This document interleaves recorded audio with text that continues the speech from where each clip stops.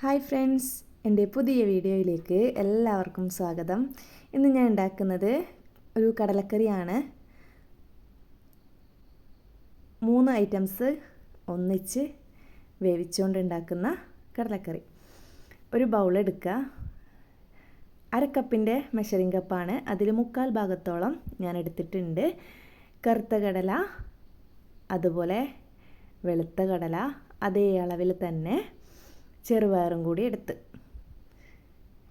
നിങ്ങൾക്ക് ഇതിൽ നിന്ന് മൂന്നിനും ഏതാണോ കൂടുതൽ ഇഷ്ടം അത് വേണമെങ്കിൽ അധികം എടുക്കാം കേട്ടോ. ഇത്രയും അളവിലെടുത്തിട്ടുണ്ട്. നിങ്ങൾക്ക് കറി കൂടുതൽ ആവശ്യമുണ്ടെങ്കിൽ ഇതിൽ കൂടുതൽ അളവിലെടുക്കാം.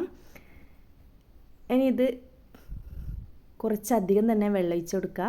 ഇതൊന്ന് സോക്ക് ചെയ്യാനായിട്ടുണ്ട്. ഓവർനൈറ്റ് സോക്ക് ചെയ്ത് എടുക്കണം. മോർണിംഗിൽ അതൊന്ന് വെള്ളമൊക്കെ കളഞ്ഞ് ക്ലീൻ ചെയ്തെടുക്കുക. ഒരു കുക്കർ എടുത്തതിന് ശേഷം അതിലേക്ക് പച്ചമുളക് അരിഞ്ഞിട്ട് കൊടുക്കുക. വെളുത്തുള്ളി ഇതാ നീളത്തിൽ അരിഞ്ഞത്, ഒരു 10-15 അല്ലി, ഒരു ചെറിയ പീസ് ഇഞ്ചി ചതച്ചത്, ഒരു മീഡിയം സൈസ് വലുപ്പത്തിലുള്ള തക്കാളി, അതുപോലെ തന്നെ ഒരു മീഡിയം സൈസ് വലുപ്പത്തിലുള്ള ഉള്ളി. ഇതൊക്കെ ഇട്ട് കൊടുത്തതിന് ശേഷം നമ്മൾ കുതിർത്ത് വെച്ച കടല ഇതിലേക്ക് ഇട്ട് കൊടുക്കാം.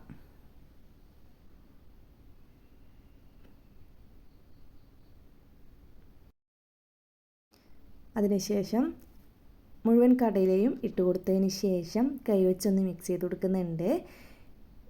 ഇനി ഇത് വേവാൻ ആവശ്യത്തിന് വെള്ളം ഒഴിച്ചു കൊടുക്കാം.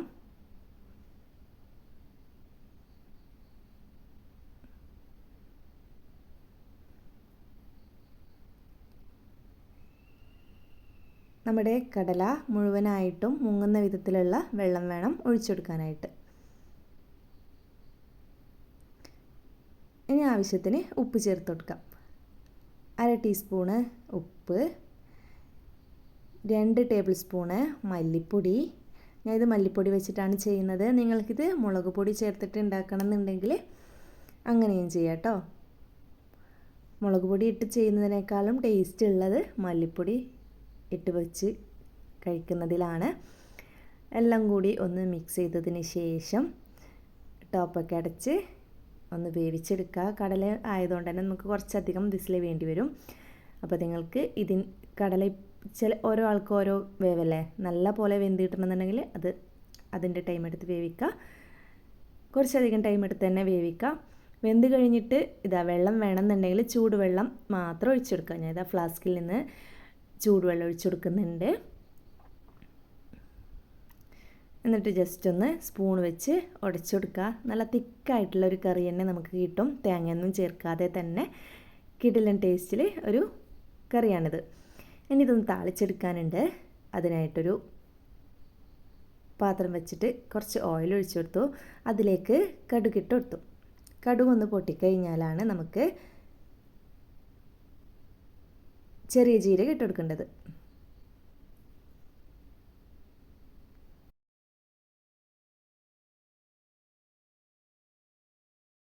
ചെറിയ ജീരകം കൂട്ടി ഇട്ട് കൊടുത്ത് മിക്സ് ചെയ്തതിന് ശേഷം 2 വറ്റൽ മുളക് ഇതിലേക്ക് മുറിച്ചിട്ട് കൊടുക്കുക. കുറച്ച് കറിവേപ്പിലയും കൂടി ചേർത്ത് കൊടുക്കുക.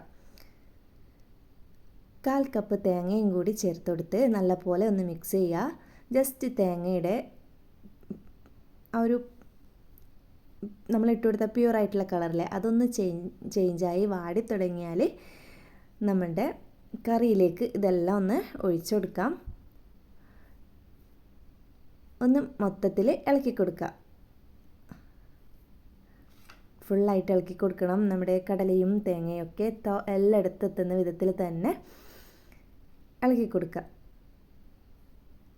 അപ്പോൾ ഇത്രയേ ഉള്ളൂ. സിമ്പിളായിട്ട് വളരെ ടേസ്റ്റി ആയിട്ടുള്ളൊരു കടലക്കറി തന്നെ ഉണ്ടാക്കിയിട്ടുണ്ട്. എല്ലാവരും ഒന്ന് ട്രൈ ചെയ്ത് നോക്കണം. ചപ്പാത്തിയുടെയും പൂരിയുടെയും കൂടെയൊക്കെ അടിപൊളി കോമ്പിനേഷനാണിത്. അപ്പോൾ ഇന്നത്തെ റെസിപ്പി ഇവിടെ ഫുള്ളായിട്ടുണ്ട്. വീഡിയോ എല്ലാവർക്കും ഇഷ്ടമായി എന്ന് വിചാരിക്കുന്നു. ബൈ.